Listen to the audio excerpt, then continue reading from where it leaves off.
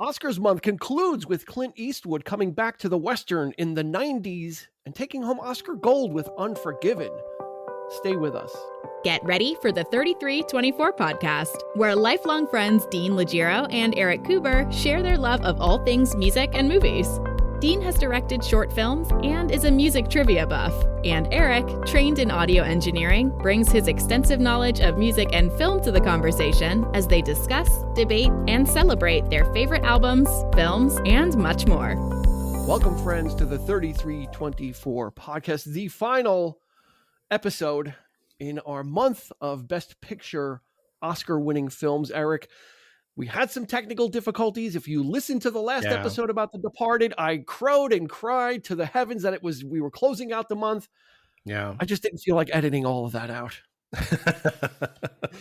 That's the Hey, I don't blame you. I'm so lazy. I just left it. Hey, it happens. So this is the true final episode. Yes, here we are. Unforgiven, part 2 for those in the know. But we're gonna bring you this one. So this was from the 90s. Joining us, Sawdust, Roland Uruci, from the dusty saloons out west with his cowboy hat. He is the host of the Ready Speaker podcast. You can find that on YouTube. That is a video podcast, and you can see Roland right in that same setting, talking about movies and TV series and giving his analytical dissertation on them. Is that a good word? That is a good Very good word. Dissertation is a very good word. Thesis? His thesis, his little mini thesis. I think they are. They are. They're it's a fine podcast. It's we love it. Good stuff. And good you stuff. Picked check it out. We'll drop a link in the show notes for him. Yeah. Free. That's why he comes on our podcast. He comes for the advertising. He comes for the advertising. He stays for the conversation. I love the hat wearing. It's all good. And also joining us on the other side of my screen is Mr. Nick Leshi. He is the proprietor of the online saloon known as the City of Kick blog. So mosey on over to that. We'll drop a link in the show notes as well. And saddle up to Nick's blog. It's an entertainment blog, so he covers all things entertainment. So thank you, Nick. I had a couple of friends who tuned into my blog because they heard you mention it. They're like, when do you update the darn thing? So now I gotta write more. I put you on the hook. See that? See that? You give me something, I'm going to promote it, and then it's up to you now to provide that content. Now I can't write your blog for you too. I think you did a nice blog about the character Puck. I think that I think one of Nick's most recent articles was this new movie coming out called Iron Man with Robert Downey Jr. Oh my goodness! They weren't sure if he was a bankable actor, but this new film Iron Man that Nick writes about talks about the gamble that they took on this actor. So who knows where it's going to go? If you want the latest in movie information, City of Kick is where to go. There you go. He does update it, and he does great work there. Thank you. He does. Check that out. He is the professor. We call him the professor. Right. We call him the professor. Even other people, even Christy and other guests are calling him the professor now. So I'll take it. It's cool. I could be called worse things. It's sticking. He's the professor.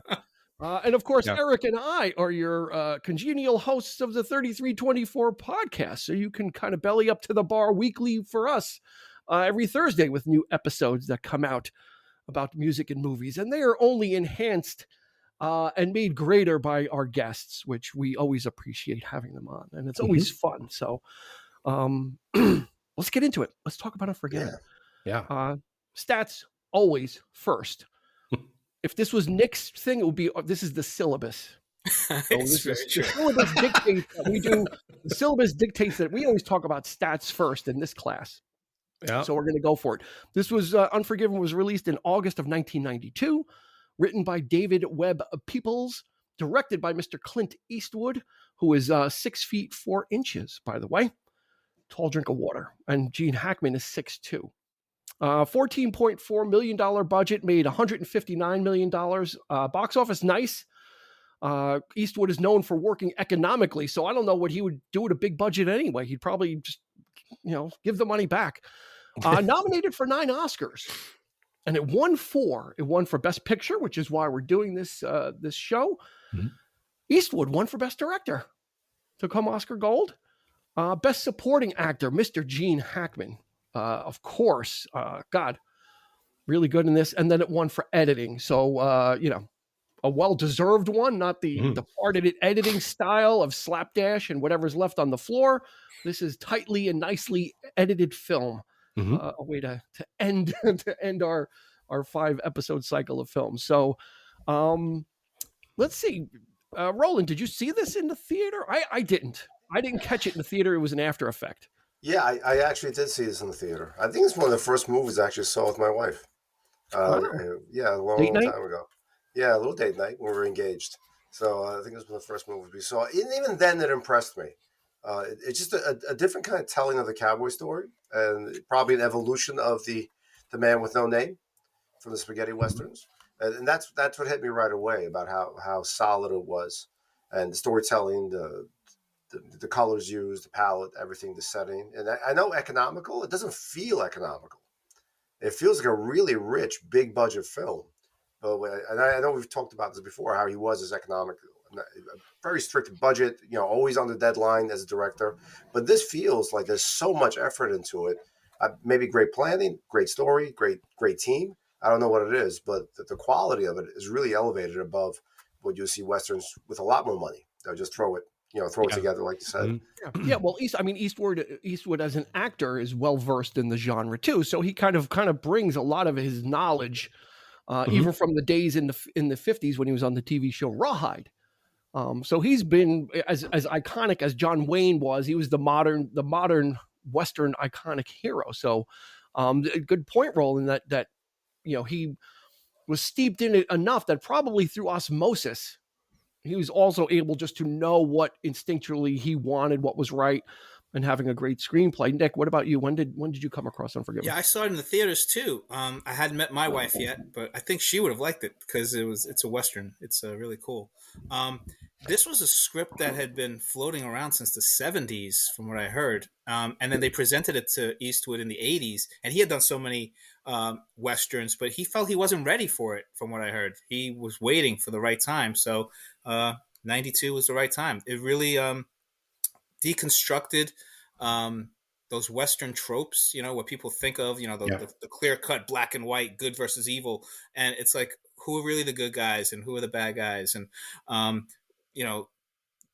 violence, playing on that. So really put everything on its ear. And I think he said this might be the last one he'll ever do. I mean, he's been making movies now nonstop all these decades after, and he hasn't done a Western again. That was it. That was his last Western. So that was like the coda, I think, to it. It's tough to, what else does he have to say? I mean, this was really a great film. I remember seeing it and loving it. And it really is probably my top 3 Westerns of all time. And that's saying a lot because there's been so many great ones. Absolutely. So many iconic ones. Eric, you've been a champion of this film since I can remember. You've always been raving to me about Unforgiven, about how much you really love this film. And I'm guessing you were on it from the jump. Well, I didn't see it in the theater. Oh, you didn't? No. And that'll do it for this episode of the 33. That was a very uncomfortable but I had heard a lot of great things. So of course I didn't get a chance to get to the theater to see it for whatever reason. But I remember buying it at blind. I never saw it, but I bought it. I think I bought it on Laserdisc. When Laserdiscs were a thing. So I think that's how I first saw it. Yeah, that's how I first saw it. And I loved it instantly. You've always been a champion of it to me, of just in conversations, Unforgiven. And I certainly didn't come to it until late in the game. Well after it came out. It was kind of there. Maybe a little bit of that Eastwood bias of all the stuff he was doing before. He carries the Dirty Harry with him. He carries that typecasting. He does goofy stuff also. He does like Pink Cadillac. Very hard to, like, for a guy that really is typecast as like Dirty Harry and a cowboy, he would do some of these other strange films. And I think at the point I'm like, oh, okay, just whatever, Clint Eastwood. Like that attitude that probably most people had of, it's Clint Eastwood. It's another Western. What's the big deal, right? Well, like, what's the big deal? Like Roland said, 90 92, this came out. 91, the year before, the best picture was Dances with Wolves, which was a revisionist Western, right? Another way of looking, and obviously I don't think this was made with that in mind, but you started to coincidentally see a change in how this genre was approached, right? The Dances with Wolves was very sympathetic towards the plight of the Native Americans and really looked at it from their point of view as a culture and what, how they reacted to things and what their reality was. And the white guys coming in were not the heroes and not the saviors. They were most decidedly the adversary. So along comes this film, which again, if you've got that bias, it's Clint Eastwood Western, this is something different. Right. Yeah. This plays with those notions of good and evil. And yeah, the good guys don't always wear the white hat, and the bad guys aren't always wearing a black hat. And in this case, it's almost opposite. Let's go through the cast a little bit before we go any further. Yeah. Of course, we've got Gene Hackman as William Money. We've got Gene Hackman. Gene Hackman is little Bill Daggett. I'm sorry. Clint Eastwood is William Money. Morgan Freeman as Ned Logan, who was fantastic in this film. Richard Harris in a small but important role as English Bob. James Woolvett as the Schofield Kid. Saul Rubinek, great character actor. W.W. Beauchamp, Mr. Beauchamp. Francis Fisher, who was, I think, was already dating Clint Eastwood as Strawberry Alice. Anna Thompson as Delilah Fitzgerald. She's the prostitute that gets cut up, which kind of sets things in motion. We'll go to David Mucci as Quick Mike, and he was the one of the guys that he was the guy that actually cut her up. I think we'll stop there. Anthony James as Skinny Dubois. He's the owner of the House of Ill Repute, as it were. Another fine character actor from the past. He did several Clint Eastwood movies. Thin. Yeah, he's kind of got looks like kind of Gargamel from the Smurfs a little bit. Like he could kind of get a live action thing of that. He could be Gargamel. He's got that. That 70s TV. He was all over 70s television. That vulture-ish look. He's kind of like always a guy hanging around in the back. So he was always the hotel clerk. I always wondered or drug addict or hippie or something. Yeah.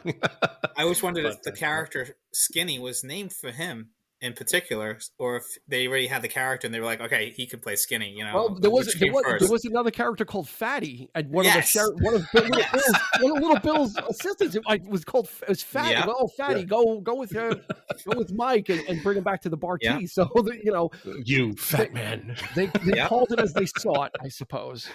Yeah, Strawberry Alice had kind of strawberry red hair. They kind of kept it on the straight and narrow. Let's see. Basically, so what this is about in a nutshell. We'll just do a little quick plot. Is a prostitute gets her face cut up pretty severely during an interaction with a customer, and as a result of the lack of consequences for it. A bunch of the prostitutes decide to get together and put a bounty out for killing the two guys that were involved in cutting her up. And this is about a visitation on or a meditation on violence. I think it's about human nature. I watched it again, because we had other difficulties, so I did give it a rewatch, and I came away with a couple of extra notions as well. But there is this. Like we said, it flips the Western trope of good versus evil. So let's start there with William Money, played by Clint Eastwood, who is, when we catch up with him, he's got two young kids. His wife is gone. She passed away. And he's barely, Roland, I think I'd say barely making ends meet. The pigs are sick. He's a big farmer, and he's every bad bit of luck has hit them. That's what it's a very sparse looking farm too. I mean, it doesn't look like he's doing very well. No, it's a one-room house, mud brick house, and he's in the middle of nowhere where no one goes. He's probably got the worst settled piece of land in the area. And when the Schofield kid shows up saying, "Let's go get this bounty," he's just more worried about if someone's going to kill him of his past deeds. And even that plays a lot with the character. You learn so much within those couple of minutes, that 1-2 scene about his background and where he stands in it, of him thinking. And again, I think I mentioned this even last time we were talking about it. These are actors, you can see they did their work, and their characters thinking about what's going on. So it's actually happening as you're watching. They're doing this great scene of him thinking, okay, where do I land with this? And he offers up an opportunity to make a lot of money for killing somebody who deserves it, in his words, because they cut up a woman. Yeah. So, and even that's an interesting thing. It's not a grand thing. It's not saving the town. It's literally a cut up prostitute. But he has that moral gauge a little bit. Okay, well, that's somebody, I could go back into that, for that reason. If it was for anything else, I don't know if he could. And that also changes the Western sort of ideal. Is it always about money? Is it always? And I had a couple of takeaways too from rewatching it, and I thought it was actually even more important to rewatch it again, which it did give me a lot more to think about of what a strong message this film has about violence, about wishing for violence until it really happens. I think there's Little Bill says at one point, who's really a killer? And you find out there's only two guys in the whole film who are really killers. It's Little Bill and William Money. No one else is really a killer. No, everyone else is petrified by it. Yeah, both have very, very strong reputations, so yeah. Nick, you had something to say? Just the exaggeration of when they're trying to recruit him, like they're saying, well, how she was cut up and then cut her ear off, and so it's just, it keeps getting more exaggerated and more exaggerated, and that's where like all these stories about these heroes have been exaggerated too. And I think one of the themes too is the hero's the one that survives. Like if this movie ended differently, Little Bill might have been the hero, right? So it all depends on who's lucky enough to survive. And I think that's how it retells these stories. It's not so much this romanticized version of this glorification of violence. It's violence is ugly and awkward and, just luck.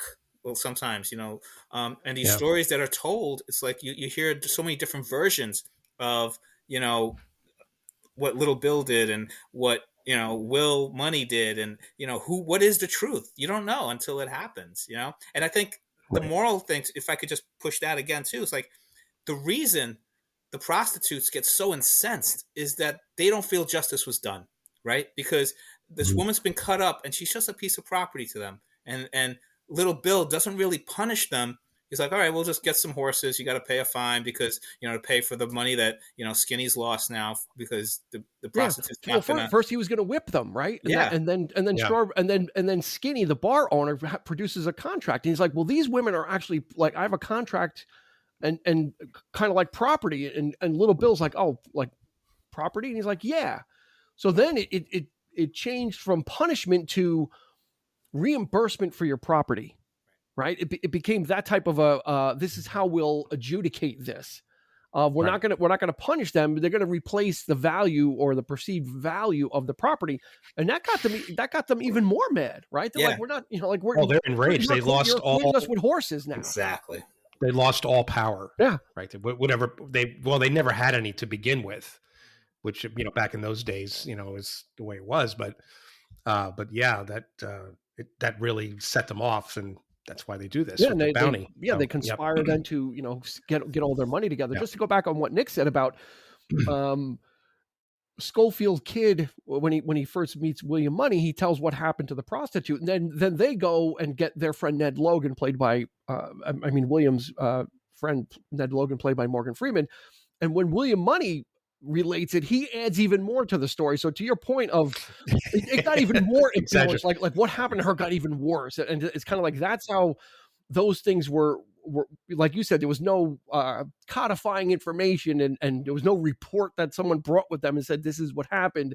It just became word of mouth, and maybe if I make it even sound even worse, I'll get the buy-in from my friend, because Morgan Freeman's character was really like, we're past this.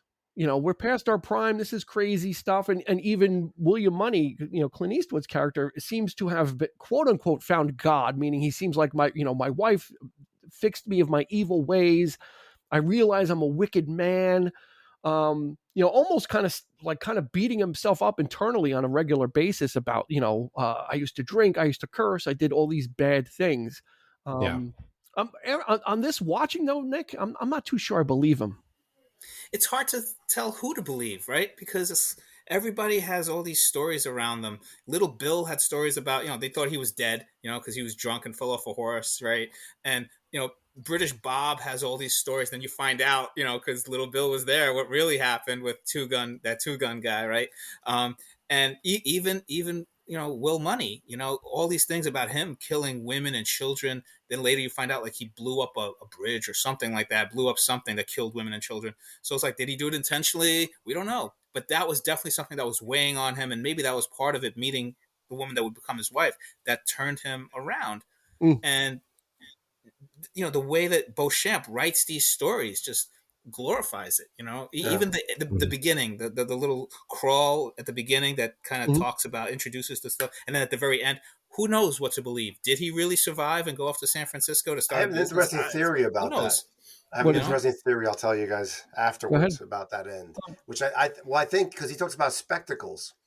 For the Schofield kid needs spectacles. He's nearsighted. That's what he wants to spend money on. I'll give you money spectacles, and here's money to get yourself set up. And I think he became a writer and wrote the story about William Money. It reads like one of those little novels. And that's a very interesting notion. That's a very interesting notion. I was thinking of Beauchamp with the glasses. He's the only one who has glasses. I feel like Beauchamp just ran off after that. Right. I could have gotten killed. I don't know. But I think the Schofield guy, he lived it. I was like, no, that was my thing at the end. I was like, you know what? I kind of like that theory.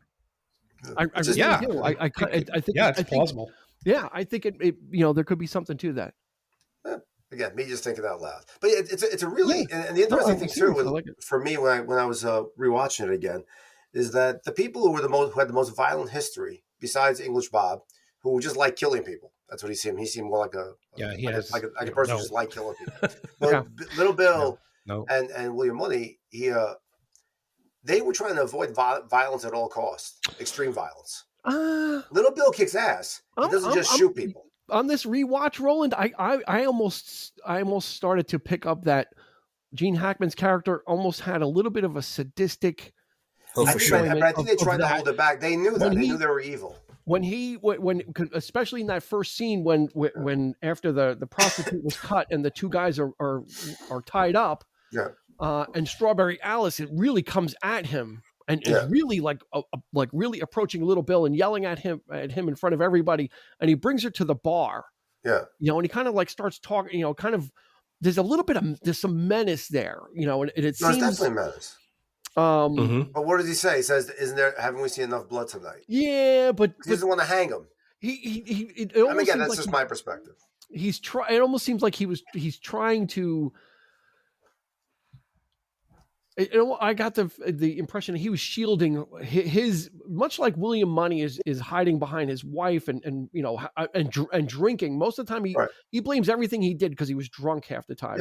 I think Little Bill now is using his office as a shield, definitely, to act like he's a holier than thou guy when he is as worse as any of them, and that leads to English Bob. So Nick mentioned English Bob by the great Richard Harris. Such a small, basically a glorified cameo.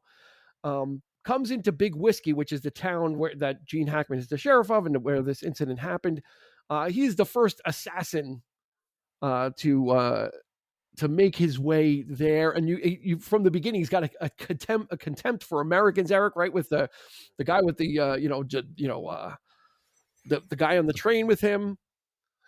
President. Somebody was it was an assassination attempt on the president. On the president at whoever was president at the time. I think it was Garfield, might have been. And John he's just Bull. poking fun at and he's like, "Oh, you John Bull, the queen," like because Britain is better. Nobody would shoot a queen or a king. But I don't really think he gives a shit about anything except killing, except showing off. He's got that bravado and that he just has no remorse or anything for it. He just and he's building that reputation, which is why he's got Beauchamp with him. That's how we first meet Beauchamp. And Beauchamp is his quote unquote biographer. So he's writing his story. Spinning those tales of the Old West, and that's a part of this too. Is back then, right? You could create your own legend. Yep. Because it was your own nicknames. Again, the West and these towns were far enough away and not so densely populated that you could revise your own stories and tell it and sell it as your own, right? And I think some of that is what created some of these things were real, like the myths. Corral was real, were real things, but then some of these other legends of the West could be just self-propagandizing, right? Of kind of makes you think. It makes you think about, Wyatt Earp and Billy the Kid and all of these, these grand figures that were they really that big? Did they do the things that they, so yeah, things get, that's what this film is really good at is sort of deconstructing that in a way. Playing with that notion and putting that on display and debunking it pretty much, debunking all this nonsense, because it's just things just aren't that grandiose. I mean, especially when it comes to gunplay. Not everybody's good with a gun in the Old West. Not everybody was a gunfighter and they could shoot, and so that plays out a lot in this film. So and all the reasons for that gunplay are not always noble either. In the book version, English Bob is defending the a woman, from an evil man, and it turns out, Gene Hackman's character, Little Bill, actually happened to be at that very incident that is recounted in the book, and he offers a different take on it and saying, well, it didn't really happen that way, and this guy's full of hot air. Not such a great scene. All over the place. Just at the crap. Literally got the shit kicked out of him. I mean, it was boots. It was boots all the way. And he just got totally destroyed. So he's in jail, and Beauchamp starts to become enamored with Little Bill, and his regaling Beauchamp of his more, I guess, truthful but just as brutal take on history. And like Nick said, it's not always about being who's fastest, because that's what Beauchamp actually says.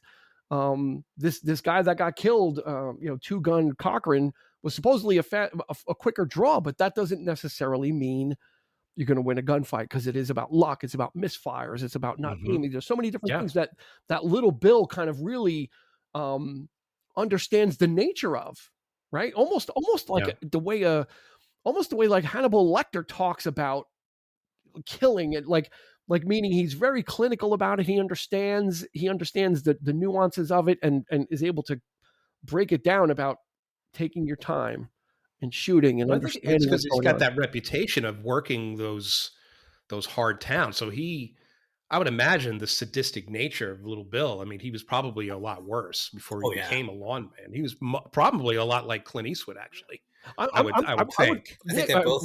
Roland, I would put that all three of them were the same, because when English Bob meets Little Bill for the first time, he said, I thought you were dead, and you were drunk on a horse. So I'm guessing that these guys were all bad men. All drinking.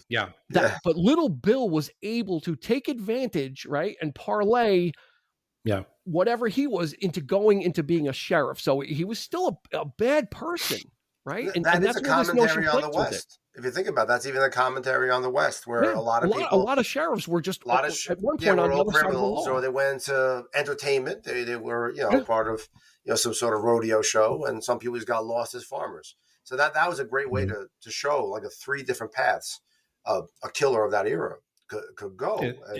And once they brought that horror, it's crazy. It's interesting to know too that like you mentioned, Clint is living in this ramshackle house. He's not a good farmer.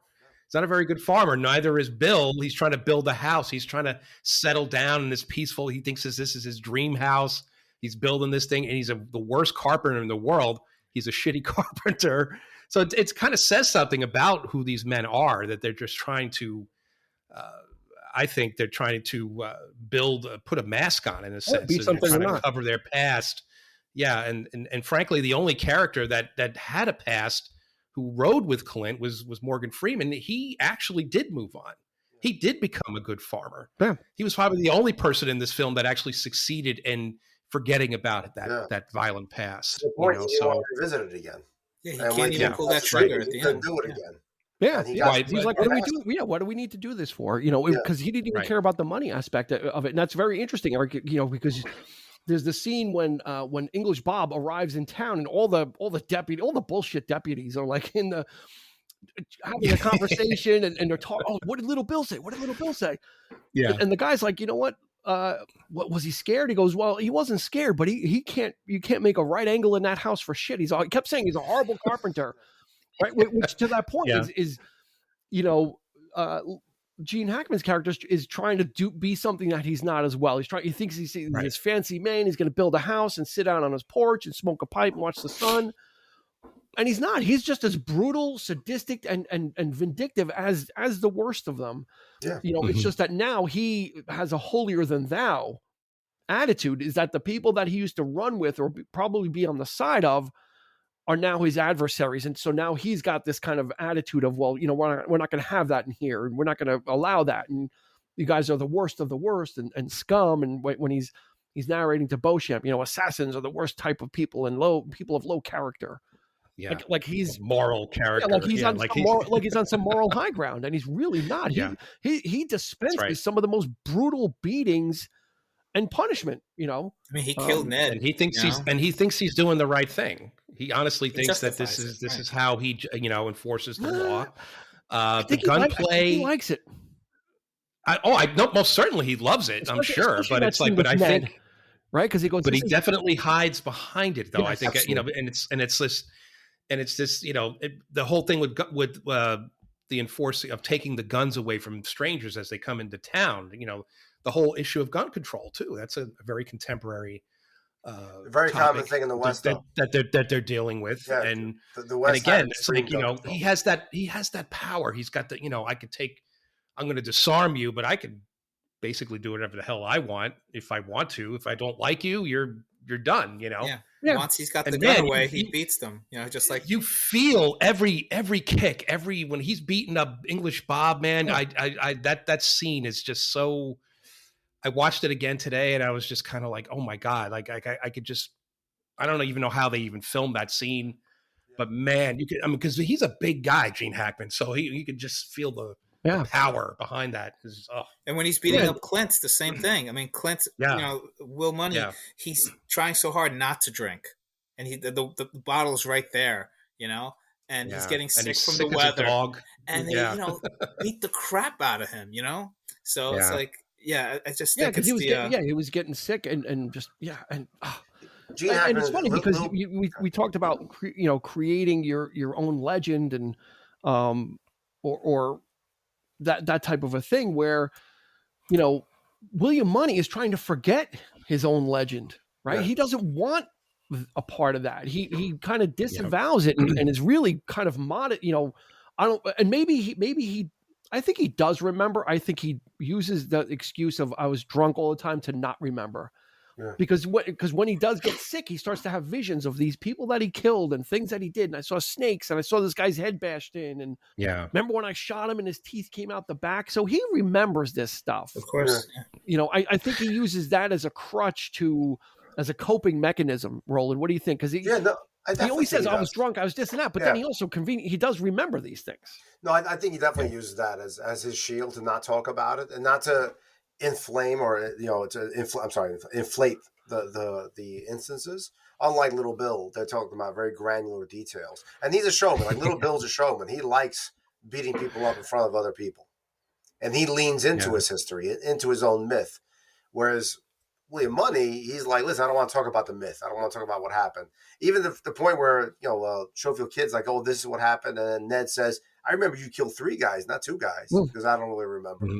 It didn't matter to him. Actually, Roland, he does like to talk about it. He doesn't want to, but he does. If you notice, like the scene around the campfire, he won't shut up about it. Ned's like, yeah, you were crazy son of a bitch back in those days, Will. Like he's trying to go to sleep, right? He's like, okay, enough, but he just keeps talking. And he's just trying to convince himself definitely of this. Almost to the point of annoyance, because it's annoying the audience as well as the people around him, because he's just going on, and it's not, to your point earlier, Dean. It's not genuine. I don't think it's genuine either. I think it's his late wife talking. I think just more or less hiding. Yeah, but in a way, though, I think he believed he could be redeemed. Right. I think there's a lot of redemption in this story too, about all the sins that these people have committed in their own eyes, the violence, and how it's not pretty, and then what they want to be remembered for, right? They want to be remembered for the legends. They want, Little Bill wants to just build a house and retire, and then it turns out where it's all, it doesn't. You could get killed every day, right? So, and I think that's one of the lines that Little Bill says, right? About killing a man. It's like you take away everything that he had and everything he can be. So there is no more hope once that's it, So yeah, and Little Bill certainly once Beauchamp attached himself to him, he certainly was even more interested in creating his own legend. And there's scene when they're walking, the house is leaking because he's a shitty carpenter. But he's so not even, he's like, oh, open the window so I can, throw the pan out. But he's, again, going through all these stories and all the, he's now taken the place of English Bob. And Beauchamp is probably just happy that he's just not going to, he'll connect with anybody that can kind of probably make him he's a fanboy. He can kind of, transcribe these stories into, but Little Bill is such a, it turns out that he's so vain. Like he tries to hide it, but he really is. Didn't you think he was going to beat the crap out of Beauchamp when he mentioned shitty carpenter who built? It looked like he was just going to go and attack him. You should hang the carpenter, and he's like, "What did you say?" He's like, "No, forget it." Beauchamp is pretty good at reading the room, and he knows okay, I probably shouldn't have said that, or he's just a coward, maybe, but. He pisses himself when he found out. What did you say? Because all the scenes, Hackman is so proud of Bill. Every time they come to the house, he's on the roof, he's shingling, he's happy, and then it's like, oh, Little Bill, you got to come into town somehow. I was like, oh, goddamn, I have to leave, or it's raining. What do we got to do this now? His house is a happy place. He always seems to change on a dime, right? He's always that in every scene, even with Skinny, when he comes and he hits his thumb and he's like, I'm building my porch, like I have my pipe. And then he's like, yeah, these guys, and you could run. And then all of a sudden he's like, you could run off them whores. Like he just totally changes, like his demeanor is like, and then Skinny's like, okay, that's, he knows, all right, he means business now, so I'm walking away. He definitely leans into it. Yeah, he's a little bit of a everything. He leans into it a lot. He's a funny moral guy. He'll look aside at certain things, and then other things he'll let by. Who knows besides the prostitution, what else is going on in that town? You got the billiard sign. Billiards upstairs, what's upstairs, right? There's billiards. No, the table we used to prescribe 3 years ago. Fire. Let's talk a little bit about the Schofield Kid, because he is the would-be assassin, and we talk about creating your own legend. He comes prepared or prepared with his own legend of killing 5 people, and I'm going to kill these 2 son of a bitches, and I need help, and he sees the condition that Clint Eastwood is in, and he's very you don't seem like you're much of anything. Like I could have gotten the drop on you, and you're not really all this and that, and a lot of smart talk even with Ned, and just kind of really kind of puffing his chest up in the creation, right, of his own legend. He comes and here's my story, and all you have back then is to take it, right? Until you hear otherwise. Why would somebody come up to you and say they killed 5 people unless they were and saying you're an assassin? Oh, okay, we'll go with it. That was definitely part of, like you're saying, that legend factory sort of process of that era of going back and looking at books and looking at the pulp books that were coming out then, and creating these legends. As long as they can get somebody, just give him a name. What gun does he carry? A Schofield. Okay, he's the Schofield Kid. Yeah, that's why. Easy. Done. He's like, you from Schofield? He's like, no, I carry. I have this. He's actually a pretty good shot. He just can't see for shit, right? He can't see in front of his face. Realize that's the thing too. Ned doesn't buy any of it. He's probably the only one that doesn't. He knows he's full of crap. He asks Clint, do you really think? And Clint's like, no. Yeah. You got to go until you hear other, because he had all the big talk and all the,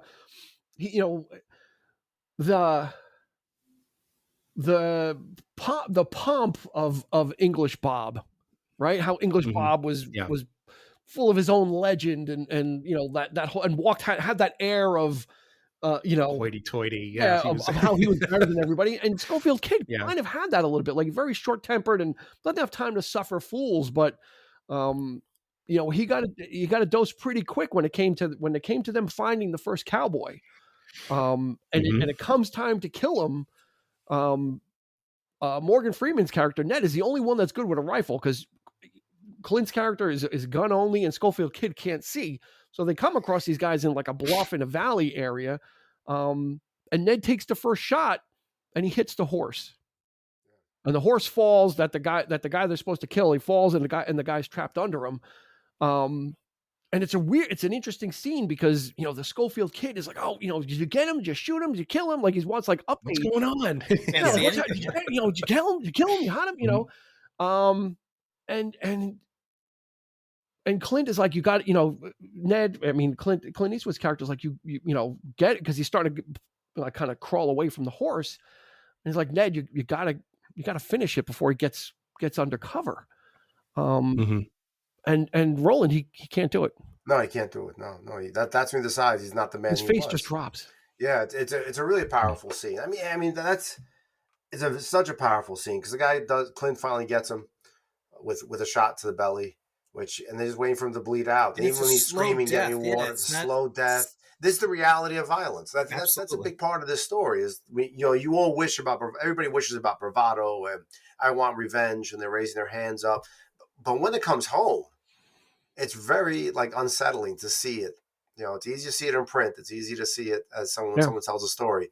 But when you see it in front of you, I think that's a constant theme to the whole movie. Is that once they see the violence, even when the prostitutes, once they actually do both killings, they go, "I didn't think they'd actually do it." That was the girl who got cut. Because I didn't think anybody would actually do it.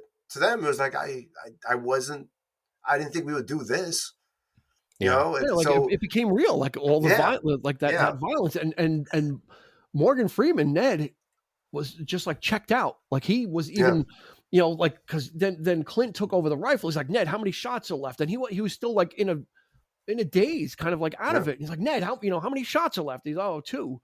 He kind of, I don't know if he had some PTSD with everything he did in the past that came, until then it was like an adventure. Right? It's like, we're traveling, we're going, we're going to kill these guys, but it wasn't.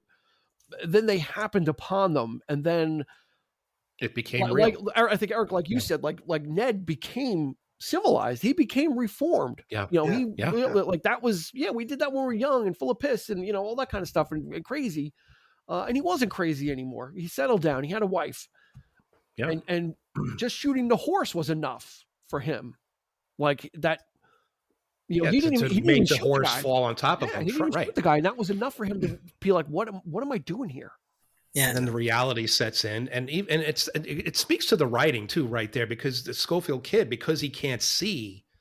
Do you think that if he had seen this happen to the kid, I don't know if he would have been as like excited about it, because if he had seen this kid bleeding out and the reality begging of that, for water and begging for water, hit though, and the guy starts crying. Schofield Kid is like, just give him the, it's your fault. If you hadn't cut that girl up, like he's trying to like place the blame on him. It's like, but I think it's, I think, and because it's getting to him, like I think the reality is setting in, even though he can't see anything, and that just adds that little bit of. And Clint the whole time doing nothing, but he's picking at the pebble. He's just waiting. You give him a drink of water. God damn it!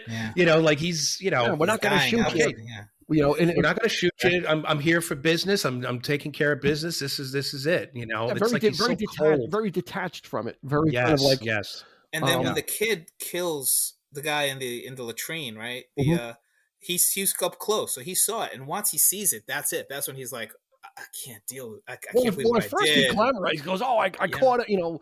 He's trying. He was kind of creating the legend, and then he's just like, I can't do it. That's when he says, he's never going to breathe again, and he's never going to, and any of that, like the reality of what happened, just the reality of the violence.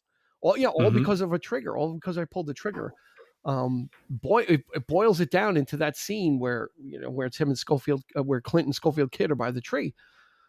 And he's like, I guess he had it coming. He's like, we all got it coming, right? Because it's, that's. And he is so business. Clint is just so business until he finds out what happens to Ned. He's like, no, this is just business. Yeah, this was mercenary work, and that's why he was so detached. There was no, there was no drunken, no personal element to it, being no wild fight. and crazy. Right. Just I need money so my once kids it became personal, and then he reverted. He slipped back into his own self. And this is after. That's a pretty important thing, I think. Because he And told this is the kid, "You're my only friend now." Yeah, and this is after he recovered from being sick, and that discussion with getting a beating from Little Bill too. Yeah, Little Bill, and he was almost close to death. Right, so he comes back from this, and now he's really all business at this point. He's just, I got to do this. I got to, there's no turning back. And that's just to go back though. That scene, Ned decides to leave the trio and says, look, I don't even care about the money. I'm done. I'm leaving. I'm leaving now. I'm not going to meet you anywhere. And they're like, okay, whatever, we'll do it. And then Ned gets captured and brought to Little Bill, and they're just like they put him through a lot, and then Clint Eastwood, there's a scene, he just comes up behind Morgan Freeman on his shoulder, and he goes, it's not going to be easy like it was, and before that it wasn't easy, and it seemed like I'm gonna hurt you bad. Like he was taking delight and relishing in sadism in that. Oh yeah, an audience that too. Righteousness, like I am the hand of good. And I'm wiping evil out. And he was just as, again, like that's not the way you do it, right? If there was justice, there would have been some type of court, perhaps some kind of jury. Little Bill liked the attention. He liked being in the middle of it. What's that? Every scene, Little Bill loved the attention. Almost every scene, he has an audience. He makes sure there's an audience. He's judge, jury, and he likes the guy. Listen to me. I'll tell you what's going to happen, and this is it.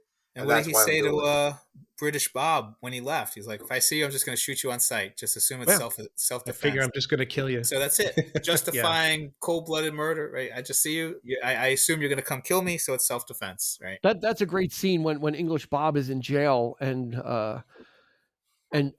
Little Bill gives Beauchamp the gun. He says, point the gun, cock the trigger, cock it back, and this is how you kill somebody. And then Beauchamp's like, well, what if I give it to English Bob? Yeah. And he's like, give it to him. So he brings the gun over to Richard Harris, and that's what Gene Hackman wants. He wants him to take that gun just so he can shoot him. Just as long as he touched it, he just wants to blow him away. And English Bob decides not to. He knows. And then Gene Hackman unloads the gun, and it turns out the gun was loaded. And Richard Harris, English Bob's expression is like, shit. Yeah. I might have had a chance. Yeah. I could have. I could have been fast enough. What could have happened? Yeah. Yeah, because he could have been dead. Or it could have been the gun was right there. He just giving Little Bill the excuse to kill him right there. Yeah. But he was like, and again, that look, and again that turn where he's like, give it to him. Then he's like, give it to him. Yeah. Give it to him. Right? He's like, he deserved his Oscar on this one, definitely. Absolutely. The way he played this character was just. And when and what the thing, getting back to the scene with Ned too, it's the brutality of that, and he's just whispering in his ear, he's like, "Oh, I'm not going to hurt no woman." Yeah. But I'm going to hurt you extra. When like your lies don't match their lies. Yeah. It's like, oh crap! I'm going to hurt you bad. It's like, man, this is falling apart pretty quick. And it's just a great thing. It's powerful. Very powerful. Powerful stuff. Yeah. It leads to the question before we get to the ending, but Nick, can a man change or reconcile who he really is? Because that's what both of these people were trying to do. William Money was he wasn't trying to reconcile what he was. He was trying to change what he was. At the end, I think he reconciled himself. I think he reconciled with what he was at the end. And I think Little Bill thought that he changed and thought that he reconciled everything, but I don't think he really did. Do you think that's, a part of this? I think for sure, because I think as long as you have another day, there's hope, right? And I think not that they had the mentality, I think, of like Alcoholics Anonymous or any of this stuff, but, alcohol plays such a big role in this movie, and the town is called Big Whiskey and everything, that it's kind of like, just take it day by day. I'm not going to kill somebody today. I'm not going to. And I think that's maybe how he was living for all these years with his wife, Will Money was. And I think when he decided that, Ned is dead, that's when he takes his drink, right? For the first time. He'd been holding back so much. And I think you almost don't realize it in that scene. I'm just going to go and get revenge, right? And they seized the body and what they did, how they're like displaying it, but right up until the end. And then I think after he did all that and killed all those people, did he have another opportunity then to be like, okay, let me start from scratch again? Maybe I can redeem myself for my kids. I don't know. But I think at that point when he found out about Ned, right, Roland, I think that's where he reconciled. Like he understood the nature of what he was and the nature of what he. I agree with do, you that. Yeah, right. He's not a pig farmer. He's not a pig farmer. He's not. As much as he tried to be something, he's not. And I agree with you on that. Definitely. I think he stepped into himself. I'm not going to say he full on embraced it, Roland, but he stepped into it. Exactly. Okay? He understood, because that's the scene when the prostitute comes and goes, oh, Ned told everything. Ned told about how William Money blew up the railroad and killed women and children and he shot the marshal. Yeah. The resume comes out. All we've heard, right, Eric, until this point is just that he was a bad guy, supposedly did stuff. Oh, you ain't no killer. And when Schofield, right, that's when Schofield Kid kind of changes, because Schofield Kid, she's saying all the things he did, and then he's kind of like, holy, like this guy is horrible.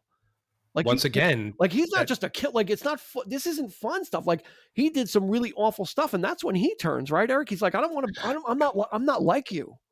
Well, once again, it's the whole like reputation. But in this case, it's all true. Yeah. And and that's the chilling thing about it. And that scene is so beautifully executed, by the way, with like Nick with the bottle, the subtleness of that scene. Love that watching her, riding up, seeing the fear on that girl's face, and oh my God, the tension of that is so. Any other director, I think you had mentioned this last time, Eric. Any other director would have focused on the bottle and shown him drinking and cut away. It was all like one long take, and it was perfect. It was you almost don't realize he started drinking again, because it's just like kind of pulls the cork, and what about Ned? What do you mean Ned's dead? And it's just like you're focused on what happened to Ned, that you don't realize that he's started to take swigs from the bottle, because you're listening to what's being told to you. Like, oh no, he got caught, he got captured. It's like, no, he didn't. He's going down the South Trail. It's like, no, he didn't. And he's drinking, and the Schofield Kid is in the background sitting down, and so much is revealed that the alcohol almost is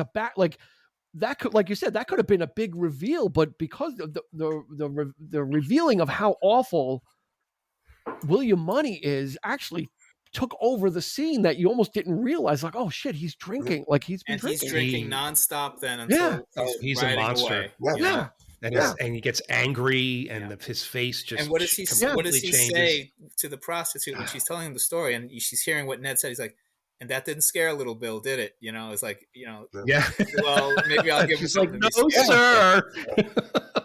And the kid is like, at this point, he don't know what he's like. Even he's scared. Yeah, and he fesses up. He goes, I didn't kill five people. I didn't even kill the Mexican guy. He said he killed the Mexican guy too. And he goes, no, I just hit him with the shovel. And, because he had his own breakdown, when he recounted. At first, it was tales of bravado when he killed the guy in the outhouse. And I shot him. And then he's like, and then I shot him, and he ain't going to live no more. And it came crashing down. Then hearing that this guy is actually a brutal killer. Yeah. Like this isn't. I thought this was a glamorous life, and it's not.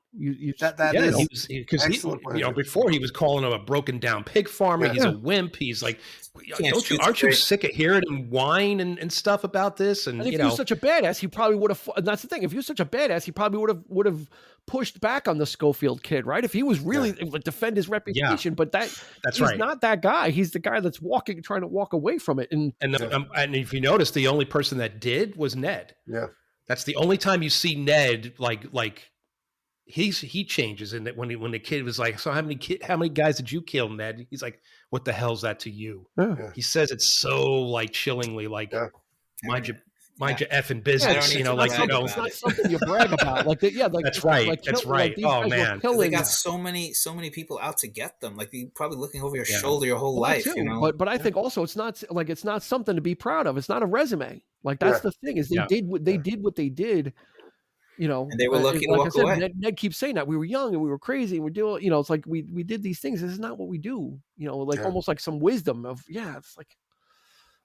Where he had some wisdom, William Money was just trying to, hide away from who he was. And then, like we said, now that he finds out that Ned has been killed, it's a different William Money that walks into the saloon than the William Money that was hunched over that had a fever, was hunched over and not drinking. At that scene, Gene Hackman has everybody like they're getting a posse because they're going to go find the other two killers and going to catch them. And all you hear is you see the barrel of the shotgun. Get into the screen, right? You don't see him end. You don't really see him end. You see the barrel of the shotgun, and you hear like the click, like the.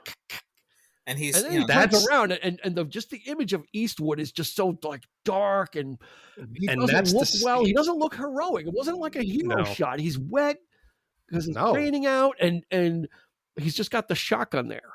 It's just, and that's the scene that I wish I had. That's the one scene that I wish I had seen in the theater.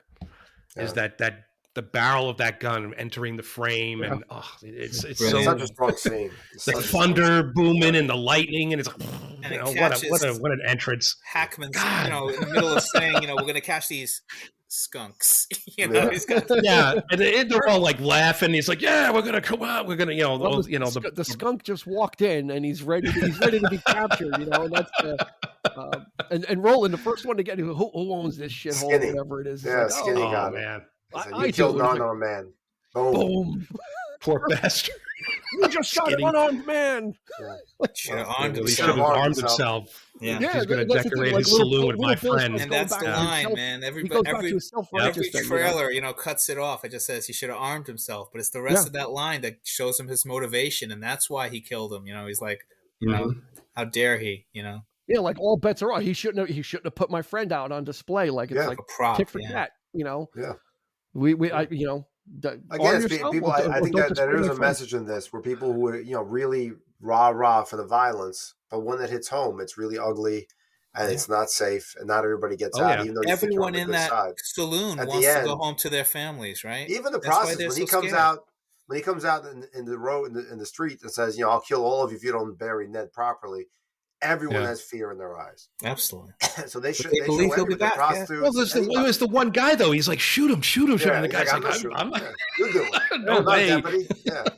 Like it was all the, all the worst fears, like reality. Like reality walked into Big Whiskey. Like the reality, they had seen English Bob, and turns out he was not the reputation that he had, right? So I'm sure those guys start to, see, and I'm sure Little Bill was probably seeding doubt that these guys are not what they seem. They're not as important, and there's no big thing. And then this guy just comes in and kills 5 guys in a row. Mm-hmm. And of course, Beauchamp lives, right? He's under a body a la O'Neill in Platoon. O'Neill in Platoon, and he stands up and he starts to quiz William, like from that technical standpoint, that Little Bill, because Little Bill gets shot. Who did you shoot first? Why did you go for the? Little Bill said that you should go for the fastest one, and he's like, who'd you kill first? He goes, I don't know, but I know who's going to be last. Yeah, and he takes off. That was it. That was it. Yeah. Well, he says, I just been lucky at killing people. That's all it is. And that's what it comes down to, right? Everything we have seen up to this point happens in this one scene. I think everything comes to a head, including all the talk about, not everybody's a great shot, all this, which obviously is the posse, his deputies, they can't even they're right there. He's right in front of them, and they each get off shots, and none of them hit Clint. Oh yeah.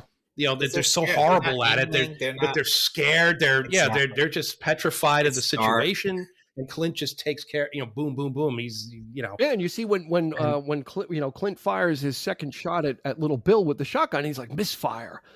He throws the shotgun at Gene Hackman, but then he ducks down and shoots. So he's got it was a little like he actually kind of almost like took a knee. So his instincts took over. He knew what knows what he's good at. He's good at killing. Yeah. And that's what he's experienced at it. And he knows these other guys, they got the badges. They didn't fire. They probably never fired their weapons at somebody like Little Bill said. That you're nervous, you're scared, you're sweating. You need to remain calm, and that's what Clint did. And he just blew, laid waste, and then anybody else who wanted to get killed got the back. You saw how nervous the deputies got, even in the scene prior where they're in the office. And the guy's like, And the guy's like, oh man, it's hot. Gosh. And because they know English Bob is coming to town. So we've never gone up against these types before. So they're all nervous, or that guy was at least anyway. And they're just, little Bill, little Bill takes care of the situation by himself. And they're, did he seem nervous? Scared? Whatever. Yeah. Oh, he's just So he lays, and then, like I said, Roland with the reconciling of William Money, he fully embraces the character at the end, right? When he leaves, I'll kill your family. He totally, like you said, leans into it. I think is the right word. Yep. Yeah. He leans into it. Like I said, he's not a pig farmer. He realized it, like you were saying. He just at that point, he's like, nope, there's no changing who I am. I'm just not going to be a pig farmer. Yeah. So he's able to use it to his advantage in this case. Right? He's able to use that reputation to get him out of a tight situation and use the fear that people already have of this awful person who is not really like that anymore. Yeah. And it doesn't mean, and Nick, like you said at the end, where the end credits is he, became a dry goods salesman and stuff. So he went back to it, but it doesn't mean he went back to that really sheepish personality. Right. And that's why I think, like I said, I think he was able to kind of find the balance of, I've done what I've done, and there's no changing that. I guess it's knowing that doesn't mean I can't. That doesn't mean I can't. Yeah, that doesn't mean I can't. Kind of like Ned. He, because in the Crawls, like, he became moderately successful dry goods. Like you had said, Ned was a good farmer. He became a good farmer. Ned, right? He was able to shed that. Yeah. What can you do? He had those two kids, and that was what he could do. As long as he could provide for them and make them have, a life. Maybe that's a bit of his redemption. Even though he knows I can never take back what I've done. Well, I almost wish that didn't happen. I almost wish he didn't know what became of him, because it's actually kind of sad when the monster comes out and it's revealed that he just didn't change. It's tragic. Yeah. We're supposed to be rooting for him, but it's like, no, by the end of it, you're like, he took care of business. Sure. Well, I like that he was able to harness it though, right? He in the past, it always felt like it was the drink doing it and I was out of control and this and that. And good point. It turns out that, like he was able to harness this and use it. In a traditional Western, they would have given him motivation where, Greedo shot first, that kind of thing. It's like that's the motivation they would have done in the traditional stuff. But this was like he shoots Skinny, in cold blood, even though he justifies why he does it. He shoots, little Bill in the face, even though he knows that he's not gonna a lot die of talk. anyway. So there's no real justice. It's not the traditional Western trope of making no big exposition of the talking villain. You would have been the new man of Big Whiskey. Mm-hmm. I mean, that's what it would have been. That would have been hokey, where he takes over the town and cleans it up, or the talking villain at the end, Roland. Like, we didn't get big exposition either. It's kind of like that doesn't happen, right? When violence is ready to it happens. It touches 1, off. 2, 3, done. That's usually it. No, and even going back to his kids. In the beginning, like they mentioned, when he can't shoot, like, you think that, our father killed people? Because the scene, he can't even shoot a gun. So he's even hiding himself to his kids. So I think this is pretty much, let me just be myself and I can get on with my life in some way. He can't even hop on a horse. Right? Yeah, he couldn't even get on a horse anymore. He's like, I was mean to animals and I treated them. I treated them cruelly. It's comical. Now they're paying me back for all the things I did bad. Like, and there is a lot of humor in really that God-fearing attitude. Like, but the pale horse doesn't want any part of him either. That's funny. It's like that. It's like he's done too. Like, he's all beat up. It's like, I've sleeping. You're not saddling up on me. Like, the horse doesn't. It's like, I don't do. I'm a farm horse now. I'm not that horse anymore either. Even the horse wasn't. And even when Ned left, before Ned got killed, Clint said, like, if something happens to me, don't tell my kids. About it, don't tell my kids what I was or any of the things I did or any of that stuff. Like, he's still there is that moral. There is that the kids provide that moral center, and that's why I think that he was able to reconcile. Yeah, I agree. Because he didn't say, "Oh, I'm leaving my kids behind. I'm just going to go on a kill crazy rampage." No. He's always had the kids in his mind of, I care about them, but there's this aspect to my personality that now I need to acknowledge it. and I think he does it successfully. So I agree with you on that. That's a good point. Yeah, it's a good point. I could agree with that, and it's I like the idea of him being able to do that too, because it does add some redemption. But it's still sad that the truth does come out, and he's probably the only honest person about it the whole time. Little Bill's just trying to hide, trying to do it because I'm wearing a badge and it's law and order, and this is the way I handle that, but he's just not being himself there. I mean, he's just everybody. He's just a sadistic. Yeah, it's just Clint's just like, once he figures it out, once it comes out of him, it's like, yeah, like you say. Now maybe he could control it. Maybe he can just or he could really be a real. Whatever comes his way. He was it seemed like he was like a fake father. Like, oh, go tend to this and go tend to that, and maybe now he can kind of be a little bit more. Well, I think he legitimately did the job. I mean, he got the job done. He's got the money for his kids. But now his only friend, that had to be done. On top of that, that had to be. Couldn't let them get away with that. There's just no way, so it's unfortunate that it happened to begin with. This whole situation just blew up out of control. And even Strawberry Alice, who was they got to come in. But she just runs up the stairs into the room after Skinny got killed. She's just like runs and hides, and she was the one that she was the most vocal. Yeah. She was the most, exactly. She had the most amount of bloodlust. I mean, she was like, I don't care. Right. They got to die. And I think, the message is no one is unaffected by this. Yeah, that's right. As much as, and like I said, even Delilah, like, I didn't think anybody was going to kill these people. Like, we just, like, almost like, was it a lark? Was it like what were you expecting? Yeah, it's like, very straight. Like I guess because people are so detached from, and that was what this was, that the brutal reality of death and how horrible it is, and how little Bill was on the floor dying. He's like, this shouldn't have happened to me. Like, I should, I had my own legend set up in my mind already. Yeah. That I was going to. It's almost like having the fear of somebody coming in to get revenge was enough of their justice, because now they would always be looking over their shoulder that somebody's going to, like, maybe they were like, nobody's ever going to kill them, but now they'll always be worried that somebody would, so that could have been part of it too. Yeah. Well, what do we say? One favorite scene each? What do you think, Roland? Sure. I mean, I always like the last scene. Well, that's fine. Everybody likes that. But I do I'll add two only because I think everybody will say the last scene's amazing. I like it with the prostitute when he doesn't get a freebie. He's like, wait. Well, you just took my scene. So how does that feel now? Oh, man. Scene swiper. You should have talked faster. You should have been on point. You weren't. You waited. That's it. You're right.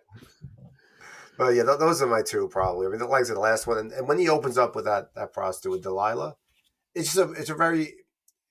tells a lot of who the character is, where they are, and the whole situation of where he sees himself and how he opens up about, I'm ugly inside. And that's like to your point of he was hiding who he was because he couldn't stand looking at himself anymore.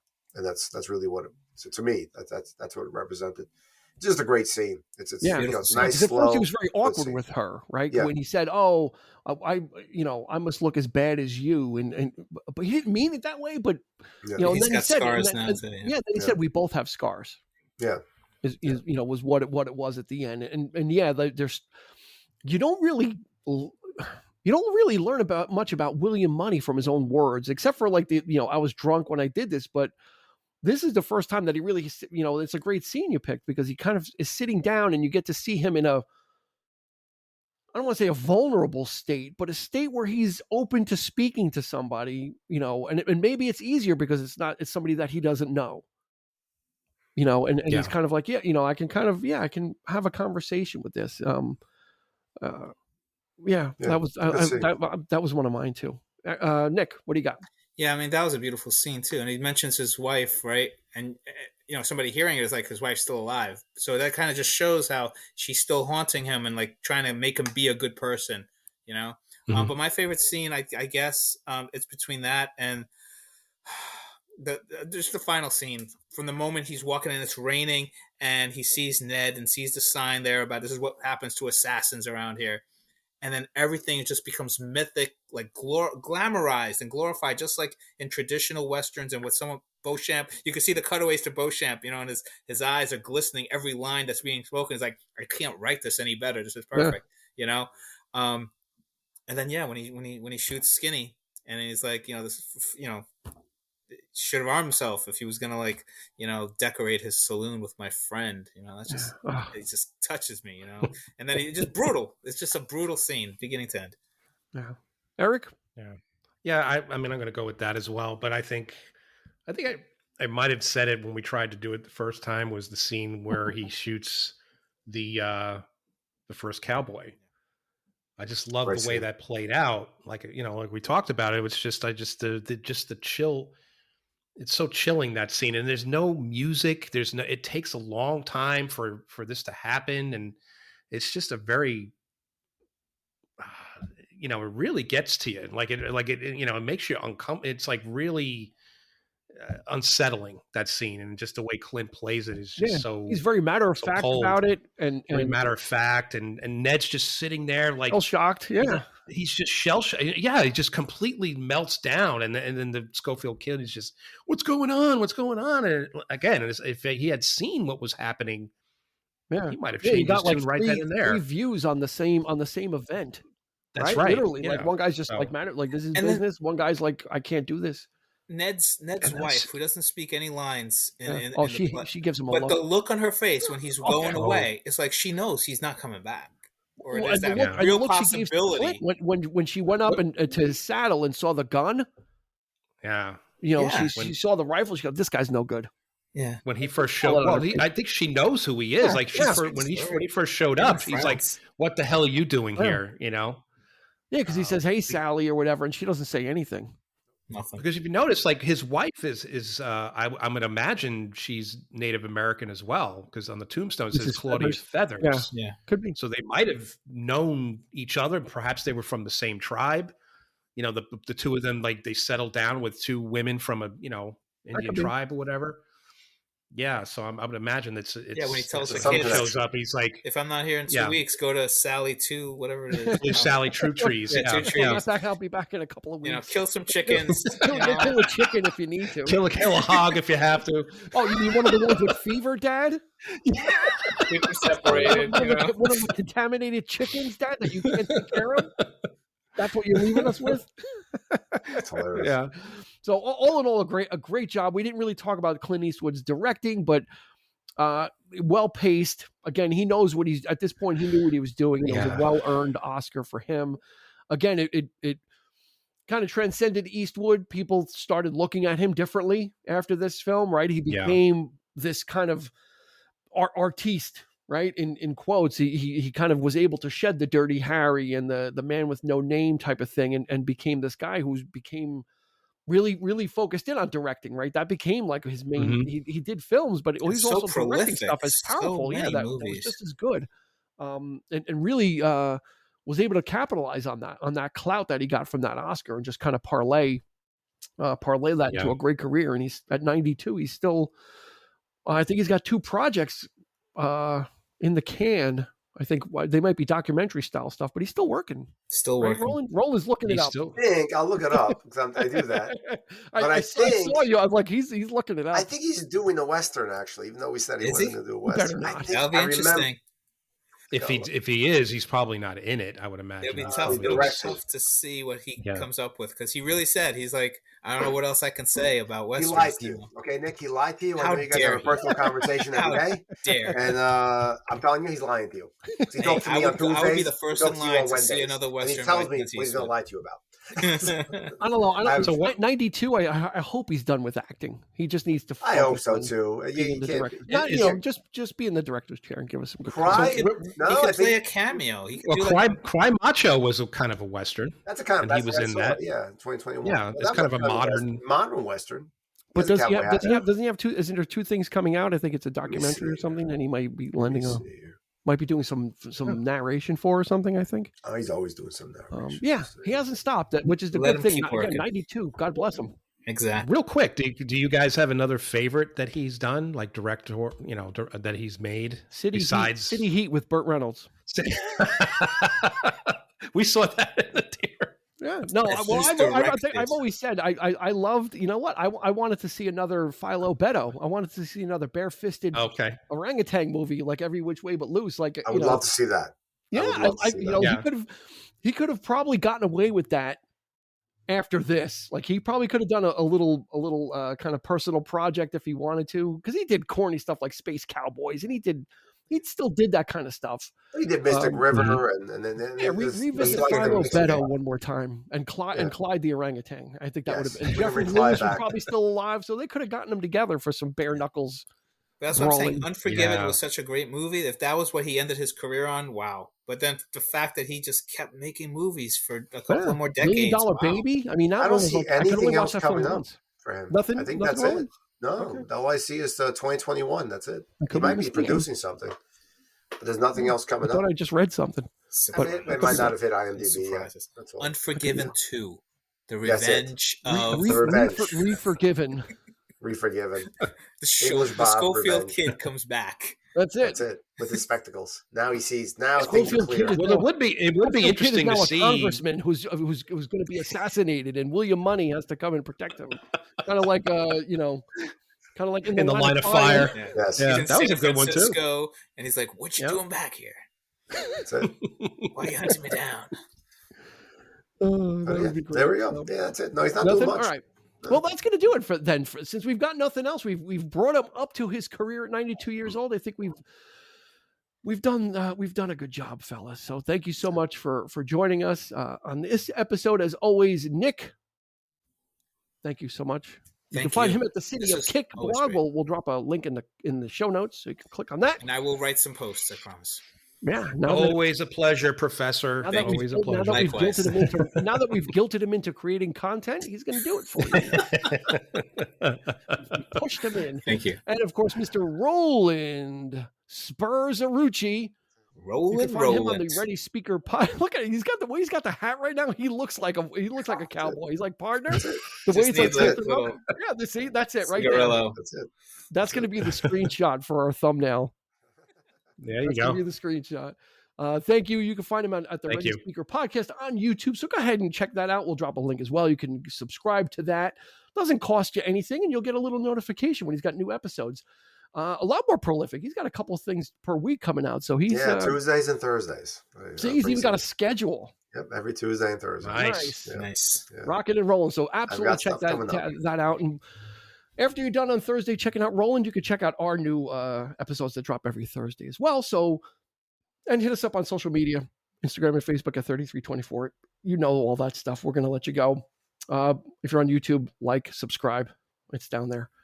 For Nick, for Roland, and of course for Eric, this has been Dean asking you to please be kind and rewind. You've been listening to the 3324 podcast with Dean Legiro and Eric Kuber. You can find us on your favorite podcast provider, so please subscribe, and rate to become a part of the 3324 family. Your feedback is important, so make sure to follow us on Instagram and Facebook at 3324 podcast and on Twitter at 3324p to join the conversation.